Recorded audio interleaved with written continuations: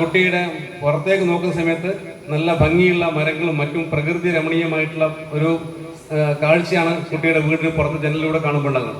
അങ്ങനെ ആ കുട്ടി ജനാലക്കരികിൽ നിന്നുകൊണ്ട് കിടക്കയിൽ കിടന്നുകൊണ്ട് ജനാലയിലൂടെ നോക്കുമ്പോൾ ഒരു മരത്തിൽ ധാരാളം ഇലയുള്ള ഒരു മരം, അത് തണുപ്പ് കാലമായതിനാൽ ഇല കൊഴിച്ചുകൊണ്ടേയിരിക്കുകയാണ്. ഓരോ ദിവസവും ഇല കൊഴിഞ്ഞു പോവുകയാണ്. ഇനി അതിനകത്ത് 5-6 ഇല മാത്രമേ ബാക്കിയുള്ളൂ. കുട്ടി മനസ്സിൽ കരുതുകയാണ്, എൻ്റെ ജീവിതം അവസാനിക്കാൻ പോവുകയാണ്.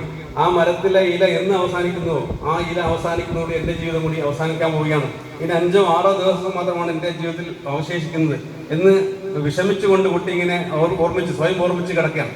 ആ സമയത്താണ് നേരത്തെ പറഞ്ഞ വൃദ്ധനായിട്ടുള്ള ചിത്രകാരൻ ആ കുട്ടിയുടെ വീട്ടിലേക്ക് ഈ കുട്ടിയെ സന്ദർശിക്കുന്നതിന് വേണ്ടി വരുന്നത്. രോഗസന്ദർശനത്തിന് വേണ്ടി കുട്ടിയുടെ അടുത്തേക്ക് വരുന്ന ആ വൃദ്ധനായിട്ടുള്ള ആൾ, അയാൾ നേരത്തെ പറഞ്ഞിരുന്നു, ഞാൻ ഈ മരിക്കാനുള്ള സമയം എടുത്തിരിക്കുന്നു, ഏതാണ്ട് 70 വയസ്സ് കഴിഞ്ഞിരിക്കുന്നു.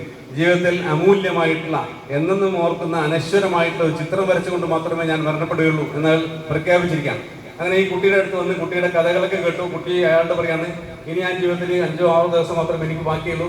ആ 6 ദിവസം കഴിഞ്ഞോടി ഓരോ ദിവസവും ആ മരത്തിന്റെ ഇല ഓരോന്നോരോന്നായി കൊഴിഞ്ഞു പോകുന്നു. അങ്ങനെ അവസാനത്തെ ഇലയും കൊഴിഞ്ഞു പോകുമ്പോൾ എൻ്റെ ജീവിതം അവസാനിക്കും എന്ന് ആ കുട്ടി അയാളോട് പറയാണ്. അന്നേരം അദ്ദേഹം അവിടെ ഒരു ദിവസം ആ കുട്ടിയുടെ താമസിച്ചു. ആ കുട്ടിക്ക് എല്ലാ തരത്തിലുള്ള മോട്ടിവേഷൻ പ്രചോദനമൊക്കെ നൽകി അദ്ദേഹം പോയി. അങ്ങനെ പിറ്റേ ദിവസം രാവിലെ എഴുന്നേൽക്കുമ്പോൾ ഇന്നലെ ഉണ്ടായിരുന്ന ആ മരത്തിൽ ബാക്കി ഉണ്ടായിരുന്ന 4 ഇലയാണ്. ഇന്നിപ്പോൾ നോക്കുമ്പോൾ ആ മരത്തിൽ ഇനി 1 ഇല മാത്രമേ ബാക്കിയുള്ളൂ. ആ കുട്ടി ആ മരത്തിലേക്ക് തന്നെ നോക്കിക്കാണ്. ആ മരത്തിൽ ഈ അവശേഷിക്കുന്ന 1 ഇലയാണ്.